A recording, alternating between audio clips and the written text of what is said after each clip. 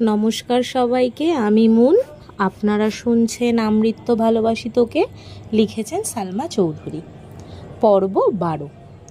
মেঘ কিছুক্ষণ দাঁড়িয়ে মনে মনে আবির ভাইকে খুব করে বকলো। তারপর মন শান্ত করে সিঁড়ি দিয়ে নেমে চলে গেল মিমের রুমে। মিম এখনও নিচেই আছে, 2-3 দিনের মধ্যে উপরের রুমে চলে আসবে। মেঘ মিমের রুমের দরজায় দাঁড়াতেই মেঘ চোখ তুলে তাকালো। মেঘকে দেখে উত্তেজনায় চোখ বড় বড় করে তাকালো, সহসা উঠে এলো কাছে। মিম বলল, আপু, মাশাল্লাহ, তোমাকে অনেক সুন্দর লাগছে। মুক্তার মালাতে তোমার মুখটা চকচক করছে। মেঘ দাঁত বের করে হাসল। মিম তৎক্ষণাৎ ড্রেসিং টেবিলের ড্রয়ার থেকে শপিং ব্যাগ বের করে মেঘের হাতে দিল। মেঘ জিনিসগুলো বের না করেই দেখার চেষ্টা করলো। মিমের জন্য আনা জিনিস মেঘের 3 ভাগের 1 ভাগ হবে। মেঘ স্বাভাবিক কণ্ঠে বলল, সবগুলো সুন্দর হয়েছে, তুই এক সেট পর, তারপর আমরা ছবি তুলব নে। মিমও হাসি মুখে রাজি হয়ে গেল। মিম হালকা সাজুগুজু করে নিল। তারপর 2 বোন সোফায় বসে ছবি তোলায় ব্যস্ত হলো। ওদের হাসির শব্দ শুনে আদিও রুম থেকে ছুটে এসেছে। আদিকে সহ 3 ভাই বোন বেশ কিছু ছবি তুলল। তারপর ছবি দেখে খুনসুটি করতে লাগলো, কাকে কোন ছবিতে কেমন লাগছে এসব নিয়ে। আবির সিঁড়ি দিয়ে ব্যস্ত পায়ে নামছে। মেঘের চোখে পড়তেই আকস্মাৎ হাসি থেমে গেল মেঘের। মাথা নিচু করে বিড়বিড় করে বলল, তোরা রুমে গিয়ে পড়তে বস, আমিও রুমে চলে যাই। আবির দ্রুত পায়ে হেঁটে ডাইনিং টেবিলের কাছে এসে মাকে জিজ্ঞেস করলো, আম্মু, রান্না হয়েছে? মালিয়া খান বলল, হ্যাঁ, রান্না শেষের দিকে। খেতে দিব তোকে? আবির বলল, হ্যাঁ। ওই দিকে মেঘ চুপি চুপি সিঁড়ি দিয়ে উঠতে থাকে। বিকেলেই আবির ভাই পড়া নিয়ে কথা শুনাইছে। এখনও আড্ডা দিচ্ছে দেখলে নিশ্চিত মাইর দেবে, এই ভয়ে রুমে যেতে নেয় মেঘ। 4-5টা সিঁড়ি উঠল কি না, আকস্মাৎ আবির ডেকে উঠল, মেঘ, এদিকে আয়। আবির ভাইয়ের কথায় থমকে দাঁড়ায় মেঘ। মনে মনে আল্লাহ আল্লাহ করছে। ধীর গতিতে নিচে নেমে ডাইনিং টেবিলের কাছে আসলো। আবির পকেটে হাত দিয়ে টেবিলে হালকা ধাক্কা দিয়ে দাঁড়িয়ে আছে। দাঁড়ানোর স্টাইল দেখে মেঘ পুরাই ফিদা। অষ্টাদশীর মনের ভেতর ধুকভুক শুরু হয়েছে। মাথা নিচু করে দাঁড়ালো মেঘ। আবির গম্ভীর কণ্ঠে বলল, খেতে বস। মেঘ ভয়ে ভয়ে তাকিয়ে নরম স্বরে বলল, খিদে নেই, পরে। এতটুকু বলতেই চোখ পড়ল আবির ভাইয়ের চোখের দিকে। চোখ রাঙিয়ে তাকিয়ে আছে। মেঘের হাত পা কাঁপতে শুরু করেছে। আর কিছু বলার সাহস করল না, চুপচাপ চেয়ার টেনে বসে পড়ল। আবিরও এবার টেবিল ঘুরে নিজের চেয়ার টেনে বসলো। মেঘ মাথা নিচু করে চুপচাপ বসে আছে।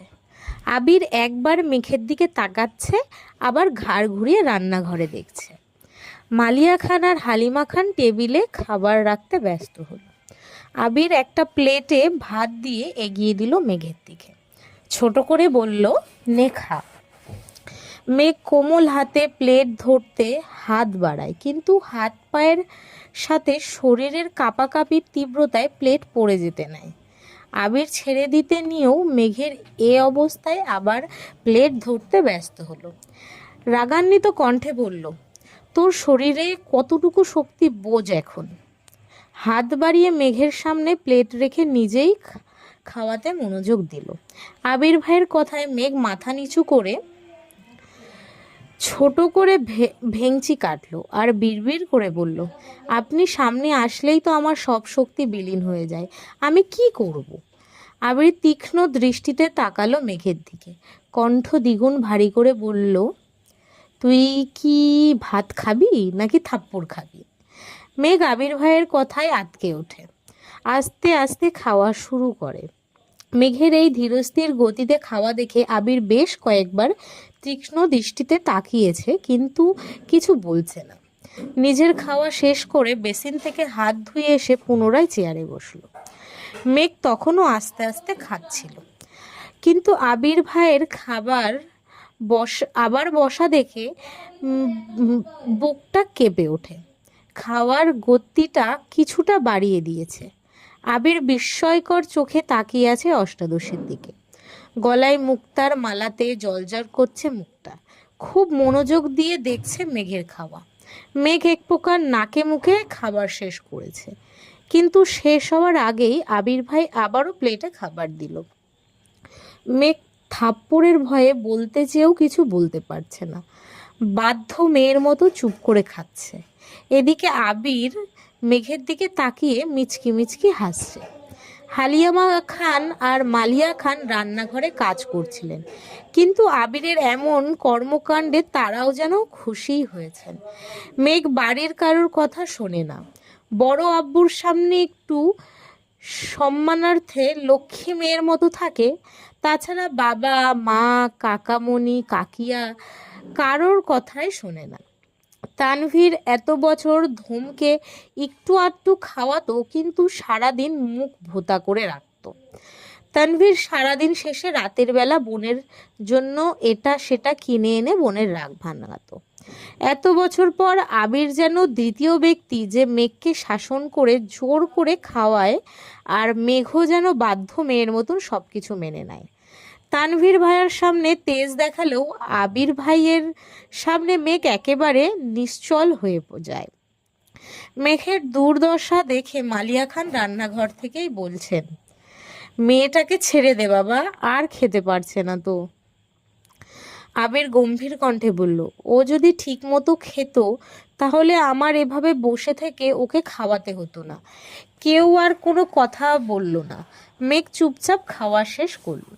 মেঘের খাওয়া শেষ হওয়া মাত্রই আবির উঠে বের হয়ে গেল বাড়ি থেকে। মেঘ নিষ্পলক তাকিয়ে রইল কিছুক্ষণ দরজার দিকে, তারপর উঠে নিজের রুমে চলে গেল। একটু রেস্ট নিয়ে পড়তে বসলো। রাত 12টার উপরে বাজে। মেঘ পড়তেছে, কিন্তু আবির ভাই এখনো আসছে না। চিন্তা লাগছে মেঘের। বারবার উঠে বারান্দায় যাচ্ছে মেঘ। তানভীর ইদানিং খাওয়া দাওয়া বাদ দিয়ে কাজ করছে। মনোনয়নের ফলাফল ঘোষণা করবে আগামীকাল। কারো চোখে ঘুম নেই। দল থেকে মনোনয়ন পেয়ে গেলে আলহামদুলিল্লাহ, তারপর প্রচারণা চালাতে হবে। তারা কোনোভাবেই আজ রাতে তানভীরকে ছাড়ছিল না। গোপন মিটিং চলছে এমপির বাড়িতে। রাজনৈতিক মিটিং মিছিল থেকে ভাইকে আনতে বাধ্য হয়ে আবিরকেই যেতে হলো। এমপির বাড়ির হলরুমে মিটিং চলছিল। আবির এমপির বাড়ির সামনে বাইক থামিয়ে হলরুমের দিকে যেতে নিলেই পথ আটকে দাঁড়ায় এমপির মেয়ে। আবিরের চোখ গোল গোল করে তাকালো মেয়ের দিকে। রাশভারী কণ্ঠে বলল, পথ আটকে দাঁড়িয়েছেন কেন? মেয়ে হাসি মুখে উত্তর দিল, আপনাকে আমার অনেক ভালো লাগে ভাইয়া, প্লিজ আপনার নাম্বারটা দিবেন? আবির কণ্ঠ দ্বিগুণ ভারী করে বলল, আপনাকে তানভীর বলেনি আমি একজনকে ভালোবাসি? মেয়ে এই কথা পাত্তাই দিল না। হাসতে হাসতে উত্তর দিল, আমি তো তানভীর ভাইয়ার কথা বিশ্বাস করিনি, উনি আমার সাথে মজা করছেন। আবির গম্ভীর কণ্ঠে বলল, তানভীর সত্যি কথা বলেছে। মেয়ে এমনভাবে হাসছে যেন মনে হচ্ছে আবির যোগ বলছে। আবির এবার দীর্ঘশ্বাস ফেলে রাগান্বিত কণ্ঠে বলল, শোনো মেয়ে, এই আমিময় আবির অন্য কারো মালিকানায় বন্দী।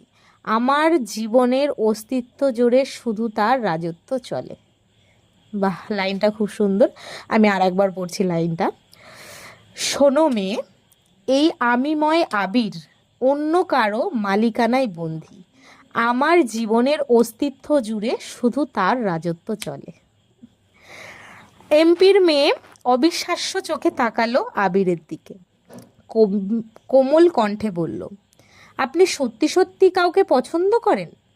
আবির সহসা বলে উঠল, সে আমার পছন্দ বা ভালো লাগা নয়, সে আমার ভালোবাসা। আমি আমৃত্য ভালোবাসবো তাকে। মেয়েটার চোখ টলমল করছে। এটা দেখে আবির এবার বিরক্তি নিয়ে বলল, শোনো, আমি শুধুই তোমার মোহ। দুদিন পর সব মোহ কেটে যাবে। আর যে সত্যি সত্যি তোমার জন্য আসবে সে তোমাকে কখনো অজুহাত দিবে না। তার কাছে তোমার প্রায়োরিটি থাকবে সবার প্রথমে, যেমন আমার কাছে সর্বোচ্চ প্রায়োরিটি আমার প্রেয়সীর। আশা করি তুমি আমার কথাগুলো বুঝতে পেরেছো। তাই ভবিষ্যতে এমন কোনো কাজ করবা না বা এমন কোনো কথা বলবা না যে কারণে তোমার এই পাগলামিগুলো নিয়ে আমায় সিরিয়াস হতে হয়। ভালো থেকো। গম্ভীর কণ্ঠে কথাগুলো বলে হলরুমের দিকে পা বাড়ায় আবির। পেছন থেকে এমপির মেয়ে ডেকে উঠল, সরি ভাইয়া, আর কখনো এমন হবে না, প্লিজ আব্বুকে কিছু বলবেন না প্লিজ। আবির মুচকি হাসলো। মেয়েটা যে তার কথা বুঝতে পেরেছে এতেই ভালো লাগলো আবিরের। হলরুমে ঢুকেই সালাম দিল এমপিকে। আবিরকে দেখে হ্যান্ডশেক করলো এমপি। হাসি মুখে জিজ্ঞাসা করলেন, কেমন আছো আবির? আবির স্বাভাবিক কণ্ঠে বলল, জি আলহামদুলিল্লাহ ভালো, আপনি কেমন আছো? এমপি এবার চিন্তিত স্বরে বললেন, আলহামদুলিল্লাহ ভালো, তবে নির্বাচন নিয়ে একটু ঝামেলায় আছি, তা তোমার কোনো দরকার ছিল? আবির ঠান্ডা কণ্ঠে বলল, আসলে তানভীরকে নিতে এসেছিলাম, এত রাতে কিভাবে যাবে এর জন্য। এমপি আবারও হাসি মুখে বললেন, মিটিং শেষ, খাওয়া দাওয়া করে চলে যেও। আবির বলল, আমরা খাবো না, অনেক রাত হয়ে গেছে, অন্য কোনো সময় খাবো। এমপিও আর জোর করলেন না। আবির তানভীরকে নিয়ে বের হলো বাড়ি থেকে। বাইকে আবিরের পেছনে চুপচাপ বসে আছে তানভীর। অনেকটা পথ যাওয়ার পর তানভীর ভয়ে ভয়ে বলল, ভাইয়া এমপির মেয়ের সাথে দেখা হয়েছিল? আবির বলল, হ্যাঁ। তানভীর আস্তে আস্তে বলল, তাকে কি বোঝাতে পেরেছো? আবির গম্ভীর কণ্ঠে বলল, আমার বোঝানো তো বুঝিয়েছি, কিন্তু সে কতটা বুঝেছে এটার এখন মূল বিষয়। তানভীর এবার অভিযোগের স্বরে বলল, আমি কি করব বলো ভাইয়া?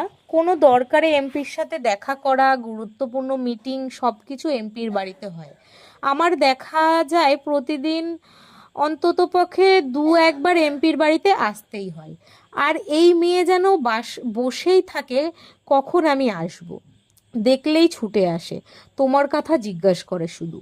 আমি কতবার বলেছি তুমি একজনকে পছন্দ করো, বিয়ে ঠিক, মেয়ে কোনো কথাই পাত্তা দেয় না। আমি এড়িয়ে গেলেও মেয়ে পথ আটকে দাঁড়ায়। এমপির চোখে এটা পড়লে তো আমায় ক্যালারিং বানাবে, ভাববে মেয়ের সাথে আমার কিছু চলছে, তখন তো ঝামেলায় আমি ফাঁসবো, তাই তোমাকেই বলছি। একদমে কথাগুলো বলল তানভীর। আবির স্বাভাবিক কণ্ঠে বলল, সমস্যা নাই মেয়ে, আশা করি আর কিছু বলবে না তোকে, তুই তোর কাজে মনোযোগ দিস। এর মধ্যে বাসায় চলে আসছে দুইজন। প্রায় রাত 1:30টায় আবির ভাই বাড়িতে ঢুকলো বাইক নিয়ে, পেছনে তানভীর ভাইয়া। আবির ভাইকে দেখে মেঘের চিন্তিত মলিন মুখটা তৎক্ষণাৎ জল করে উঠেছে। সেই 12টা থেকে অপেক্ষা করছে আবির ভাইয়ের জন্য।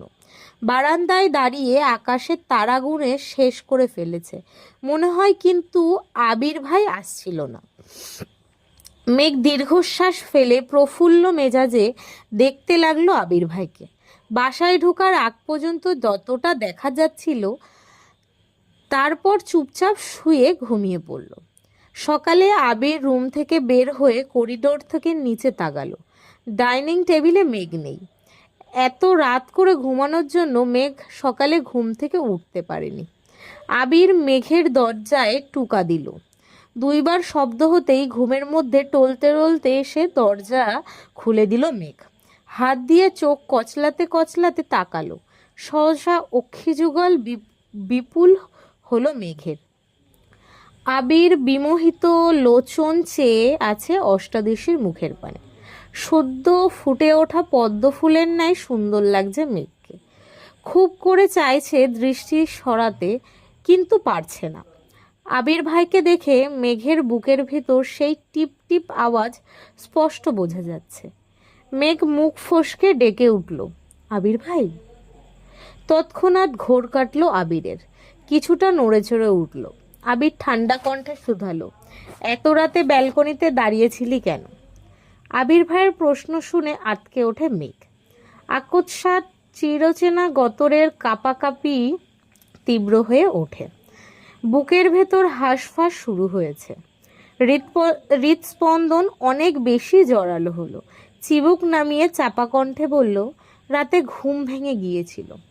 আবির ভুরু কুঁচকে তাকালো। সহসা গম্ভীর কণ্ঠে বলে উঠল, ঘুম ভেঙেছিল নাকি ঘুমাইতেই যাসনি? সত্যি করে বল। আবির ভাইয়ের সামনে দাঁড়িয়ে মিথ্যা বলার সাহস অষ্টাদশীর এখনো হয়নি। ভয়ে ভয়ে বলল, ঘুম আসছিল না। আবির এবার ভ্রু নাচিয়ে শুধালো, কেন? মেঘ আর কিছু বলতে পারছে না। মনে হচ্ছে কথা আটকে আসছে গলায়। কোনো আওয়াজ বের হচ্ছে না মুখ থেকে। আবির শ্বাস ছাড়ে, ভারী স্বরে বলল, কি হলো? আবির ভাইয়ের ভারী কণ্ঠে চুপসে গেল মেঘ। বিড়বিড় করে বলল, আপনার জন্য। আবির তীক্ষ্ণ দৃষ্টিতে তাকায়। কয়েক মুহূর্ত নীরব থেকে কণ্ঠ 3 গুণ ভারী করে বলল, কেন মেতেছিস ধ্বংসের খেলায়? লাইনটা আবার পড়ছি। আবির তীক্ষ্ণ দৃষ্টিতে তাকায়। কয়েক মুহূর্ত নীরব থেকে কণ্ঠ 3 গুণ ভারী করে বলল, কেন মেতেছিস ধ্বংসের খেলায়? মেঘ কখনো অনিশ্চিত ভবিষ্যতের পেছনে ছুটবি না। নিজের লক্ষ্য স্থির না করলে জীবনে কখনো সফল হতে পারবি না। কথাটা অনেক সুন্দর। যাই হোক, আজকে পর্ব এই অবধি। আশা করছি সবার ভালো লাগছে। সবাই লাইক কমেন্ট শেয়ার করে দিও, আর সবাই সাবস্ক্রাইব করে দিও, পেজটাকে ফলো রেখো। আর নেক্সট পর্ব নিয়ে আবার কালকে আসবো। আজ আসছি। ধন্যবাদ সবাইকে।